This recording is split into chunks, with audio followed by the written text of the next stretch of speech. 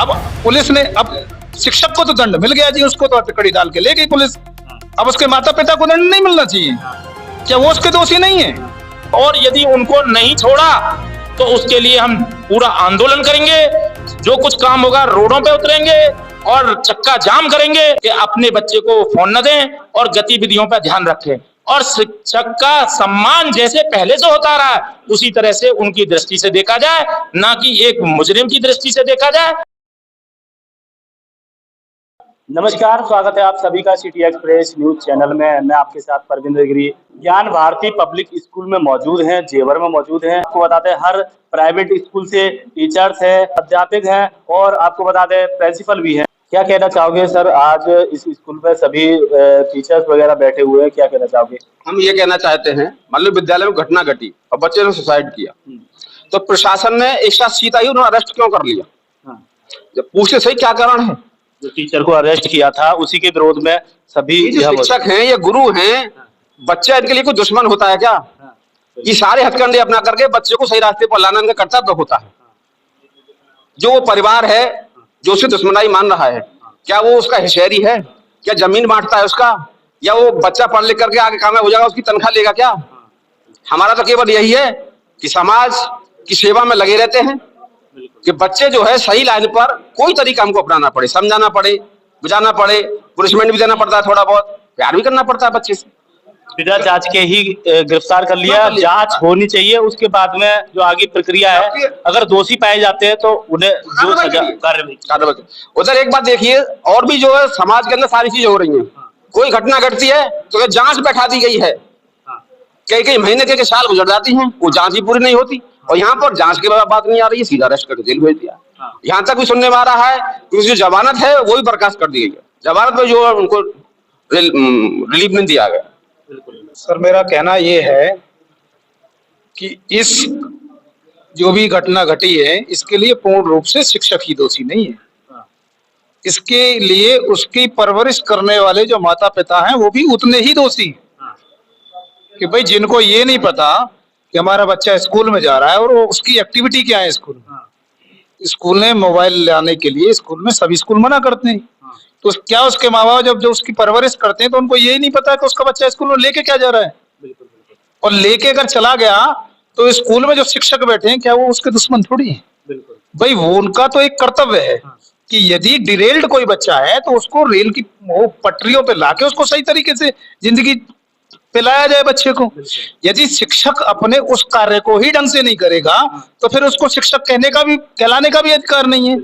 और यदि इस कार्य को करते हुए उससे छोटी मोटी कोई त्रुटि हो भी जाती है तो उसके लिए उसको इतना बड़ा दंड थोड़ी दिया जाना चाहिए कि उन्होंने एफआईआर की और पुलिस आई और उसको लगा के हथकड़ी ले गई। आप मुझे ये बताइए कि पुलिस के इस रवैये से मुझे इस समाज में बताइए कौन व्यक्ति ऐसा होगा जो शिक्षक जो एक तरीके से उस फील्ड में शिक्षक के फील्ड में कौन आदमी जाना चाहेगा? कोई आगे को जब देखेंगे कि भाई ऐसे पुलिस हमारे साथ में जब व्यवहार करती है तो हम तो इस फील्ड में जाना ही नहीं चाहेंगे। और जब इस फील्ड में लोग आना नहीं चाहेंगे तो आप ये बताइए इस भारत का निर्माण कैसे कर पाएंगे? तो हमारा ये कहना है कि यदि किसी से कोई त्रुटि हुई है तो पुलिस उसकी पहले जांच करे, जांच करने के बाद में हाँ शिक्षक की अगर कोई गलती है तो हम ये नहीं कहते कि ना उसको दंड नहीं मिलना चाहिए। जब शिक्षक का जितना गलती हो उसको उसके अनुसार तो दंड मिलेगा। अब पुलिस ने, अब शिक्षक को तो दंड मिल गया जी, उसको तो हथकड़ी डाल के ले गई पुलिस। अब उसके माता पिता को दंड नहीं मिलना चाहिए? क्या वो उसके दोषी नहीं है? भाई दोस्त तो उनका भी है ना उतना। लेकिन बस क्या है कि शिक्षक बस बेचारे वो है कि प्राइवेट स्कूल चला रहे हैं, लो जी कर एफआईआर, टूट पड़ा प्रशासन। ऐसा थोड़ी होता है। इसी की विरोध को लेकर इसी चीज को लेकर हमारा एक सांकेतिक एक दिन का ये विरोध है कि भाई ऐसी घटना भविष्य में ऐसा तो नहीं है कि दोबारा नहीं हो सकती, दोबारा भी हो सकती है। और दोबारा जब हो सकती है तो यही रवैया दोबारा भी अपनाएगी पुलिस। तो हम चाहते हैं कि उसकी पहले जांच हो, जांच होने के बाद में जो भी दोषी हो उसको उसके अनुसार ही सजा हो। कौन से स्कूल से टीचर हो? चारोली ज्ञान ज्योति विद्या मंदिर से। और बिना शिक्षा के तो न देश अधूरा है, इंसान अधूरा है। अगर बच्चे को ठीक है माना कि जन्म देने वाले माता पिता होते हैं, लेकिन जीवन देने वाला गुरु होता है। रामायण में भी लिखा है, मात पिता और गुणवाणी अनित कहें तो शुभ जानी। बच्चे को ये सफल बनाने के लिए 3 कड़ी होती हैं, माता पिता और गुरु। जब गुरु को पता चला कि मोबाइल लाया है बच्चा, तो उसने उसके पेरेंट्स को शिकायत कर दी, बच्चा घर चला गया। दूसरे दिन हो सकता है कि उनके माता पिता ने भी वो बच्चे से खिंचाई की होगी, तो उनको पता चले मोबाइल मिला है, और बच्चा क्योंकि संस्कार नहीं मिले ना, संस्कारों की कमी रही थोड़ी, और बच्चे ने दूसरे दिन जब घर चला गया, फिर स्कूल आ गया बच्चा, तो मैटर तो खत्म था, लेकिन फिर भी बच्चे ने वो काम किया, और तुरंत आनंद फानंद प्रशासन ने, पुलिस ने तुरंत उनको पकड़ा, जेल में ठोक दिया। क्या वो दोषी हो गए? उनकी जांच नहीं होनी चाहिए? माता पिता की तीनों की जिनकी जांच नहीं होनी चाहिए, कहाँ से मोबाइल आया, क्यों आया और क्या दोष कर दिया उन्होंने? अगर मोबाइल की शिकायत कर दी पेरेंट्स से, तो निष्पक्ष जांच के लिए धरना भी है। आज साकेत सभी स्कूल बंद हैं, और जरूरत पड़ने पर अगर या तो प्रशासन उनकी निष्पक्ष जांच करके, अगर दोषी हैं तो बिल्कुल जेल जाएं, अगर निर्दोष को जेल ना जाना चाहिए, उनकी जांच होनी चाहिए। इसीलिए आज हम साकेत धरने पर भी हैं, जरूरत पड़े तो आगे तक इस लड़ाई को लड़ेंगे। हाँ जी, आज आए हुए आप प्रेसकर्ताओं से हमारा ये अनुरोध है कि हमारी ये सूचना को आप दूर तक पहुंचाएं। हमारे पास एक यही माध्यम है, हम फोन से, व्हाट्सएप से अपना मैसेज भेज रहे हैं। आज हमारे यहाँ की जो शिक्षा समिति है, उन्होंने 8 अगस्त को हमारे सभी जिले के स्कूलों को बंद रखा है। सभी प्रिंसिपल, सभी मैनेजर और वाइस प्रिंसिपल इस जगह उपलब्ध हैं।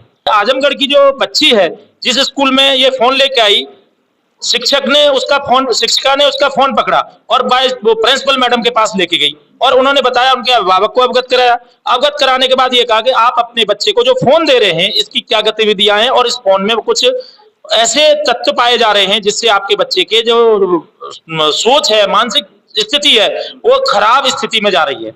उसके बाद उसके अभिभावक को फोन भी बताया गया और उनसे कहा गया कि जब बच्चे का हम दोबारा अपने स्कूल में पढ़ाएंगे, जब आप इस बात की जिम्मेदारी लोगे।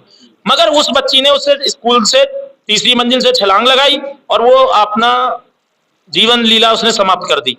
स्कूल ने उससे यदि तनाव किया होता, मारा होता, पीटा होता, तो बच्चा स्कूल ही नहीं आता। स्कूल अभिभावक तुरंत उसके खिलाफ FIR दर्ज करते।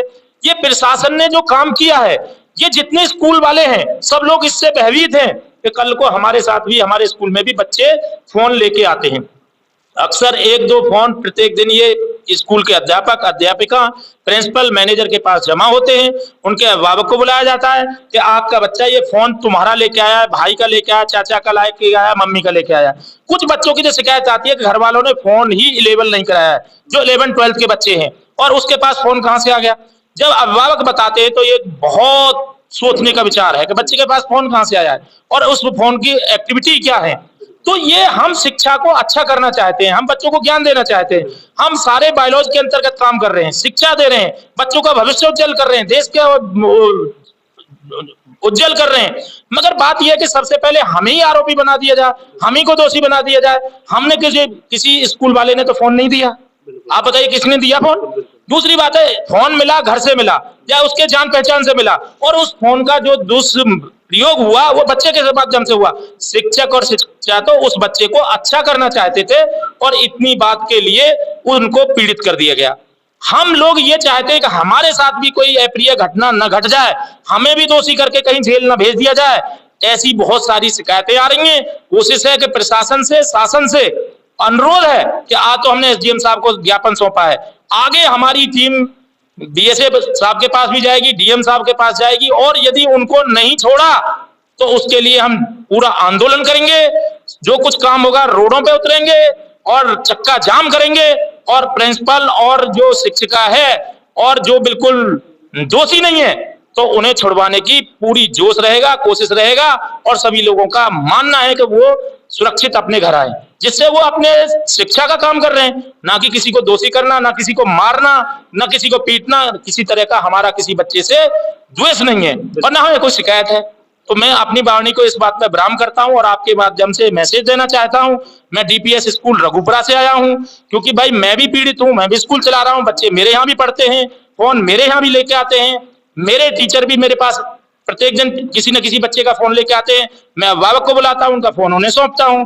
तो मेरा भी अनुरोध है कि ये मैसेज ज्यादा से ज्यादा वायरल हो, लोगों को ये ज्ञान आए, सोच आए कि अपने बच्चे को फोन न दें और गतिविधियों पर ध्यान रखें। और शिक्षक का सम्मान जैसे पहले से होता रहा है उसी तरह से उनकी दृष्टि से देखा जाए, ना कि एक मुजरिम की दृष्टि से देखा जाए, ना दोषी की दृष्टि से देखा जाए। तो डीपीएस स्कूल से रबुपुरा से थे ये हमारे साथ, और सभी यहाँ क्षेत्र जो गौतम बुद्ध क्षेत्र से सभी स्कूलों से प्रिंसिपल भी है, टीचर भी है, सभी यहाँ आज मौजूद है। और ज्ञान भारती स्कूल की तरफ से आपको धन्यवाद, और भी जेवर प्रेस भी हमारे यहाँ आज उपस्थित हैं तो उनके लिए मैं धन्यवाद देना चाहूँगा। दूसरा, जो भी लोग आज इस आंदोलन के लिए यहाँ एकत्रित हुए हैं सबको मैं ज्ञान भारती स्कूल की तरफ से बहुत बहुत धन्यवाद देना चाहूँगा और उनका आभारी हूँ कि उन्होंने इस हमारे प्रदर्शन में आकर के सहयोग किया। जहाँ तक ये समस्या है, जो ये मामला आजमगढ़ में हुआ, उसमें स्कूलों का जो उद्देश्य है वो केवल शिक्षा देना और बच्चों के भविष्य को बनाना। इसमें क्या चीजें आड़े आती हैं कि गार्जियन आजकल बिल्कुल धैर्य खो बैठे हैं और वो ये नहीं सोचते कि स्कूल हमारे बच्चों की भलाई के लिए बने हैं तो हमें उसमें सहयोग करना चाहिए। लेकिन इस तरह की स्थिति आजकल समाप्त होती जा रही है। गार्जियन बच्चों के लिए इतना उतावले होते हैं कि वो जरा जरा सी छोटी छोटी बातों पर आकर प्रधानाचार्य से या संबंधित टीचर से आकर झगड़ा फसाद करने पे उतारू होते हैं, और उसी का परिणाम है जो आजमगढ़ में हुआ कि वहाँ प्रिंसिपल और जो भी अध्यापक थी उनको तुरंत अरेस्ट कराया गया। तो इसमें जो हमारी सरकार की नीति रही है या जो भी पुलिस प्रशासन की नीति रही है उसकी भी मैं निंदा करना चाहूँगा कि उन्होंने गलत निर्णय लिया है। जांच करने से पहले किसी को भी अरेस्ट नहीं करना चाहिए, उसकी जांच होनी चाहिए थी, लेकिन बिना जांच के। और ये जो अपराध है ये ऐसा है कि जो 7 साल से कम की जिसमें सजा है, तो इसमें तो ऑनरेबल हाई कोर्ट और सुप्रीम कोर्ट का पहले से ही ये डिसीजन है और ये गाइडलाइन है सरकार को भी और प्रशासन को भी कि किसी को भी जो है इस तरह से अरेस्ट नहीं किया जाएगा। लेकिन इसके बावजूद उन लोगों को अरेस्ट किया गया, तो जो बहुत ही निंदनीय कदम प्रशासन का रहा है, पुलिस का रहा है।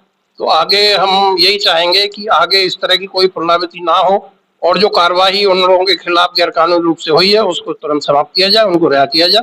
धन्यवाद। तो पूरे विस्तार से बताया जैसे कि इस तरीके से जो आजमगढ़ में जो घटना हुई है उसी के विरोध में यहाँ आज सभी टीचर्स मौजूद हैं। इतना ही, समीर खान के साथ परविंदर गिरी, जेवर। फीस जमा कर देंगे तो उनके खिलाफ को कोई एक्शन ले नहीं सकता है। और कुछ भाई साहब ऐसे जिन पे आप